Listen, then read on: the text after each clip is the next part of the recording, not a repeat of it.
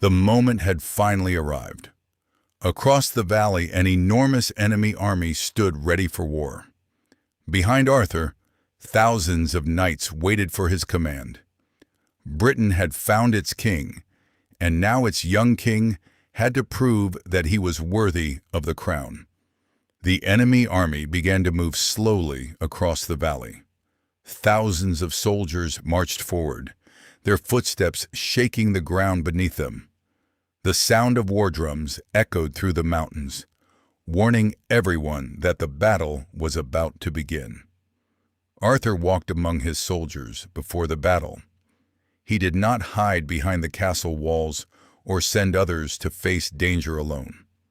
He looked into the eyes of the men who would fight for Britain, and he saw fear. Arthur understood that courage did not mean having no fear. Courage meant standing together even when fear was all around you. He told his soldiers that they were not fighting only for a castle or a crown, but for their homes, their families, and the future of Britain. On the other side of the battlefield, the enemy commander watched the castle from a distance. He had expected Britain to be weak. He had expected a frightened young king with no experience. But when he saw Arthur standing beside his army, he realized that this battle might not be as easy as he had imagined.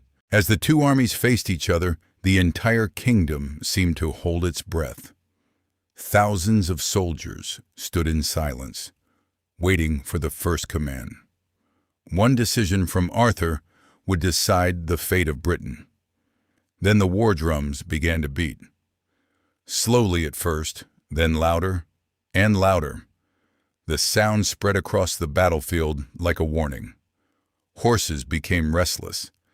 Soldiers tightened their grips on their weapons. Everyone knew that there would be no turning back. Arthur raised Excalibur high into the air. The legendary sword glowed brightly beneath the dark sky. For one final moment, the battlefield became completely silent. Then Arthur gave the command that would change the history of Britain forever. The British army charged forward. Thousands of warriors ran across the battlefield as the ground shook beneath their feet. The enemy army charged toward them at the same time. Two enormous armies were about to collide, and the battle for Britain had finally begun. Arthur did not remain behind his army. He mounted his horse and rode directly into the battle.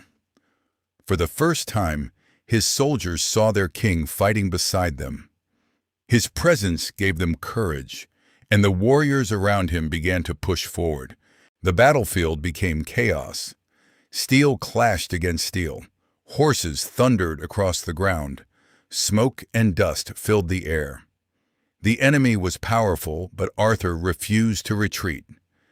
Every time the enemy pushed forward, Arthur and his knights fought back. But the enemy army was larger than anyone had expected. More soldiers continued to arrive from the distant hills. Slowly, Arthur and his knights began to find themselves surrounded. The battle was becoming more dangerous with every passing moment. Then, through the smoke and chaos, Arthur finally came face to face with the enemy commander. The man who had come to destroy Britain now stood directly before its young king. For a moment, the sounds of the battlefield seemed to disappear. Their swords collided with incredible force. The enemy commander was stronger and more experienced. He had fought in many battles and believed Arthur was only a young king who had been lucky enough to pull a sword from a stone.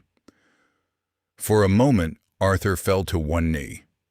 The enemy commander raised his sword above him. Around them, the battle continued. Arthur's soldiers were fighting desperately, and Britain seemed to be losing. But Arthur remembered the people behind him. He remembered the kingdom he had sworn to protect. He remembered that thousands of people were depending on him. Slowly, Arthur gripped Excalibur tighter and stood again. With every ounce of strength he possessed, Arthur launched a powerful attack. Excalibur struck against the enemy's weapon with incredible force.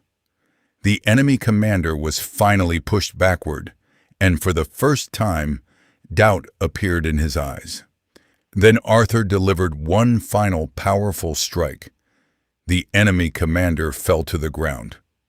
For one moment, everything stopped.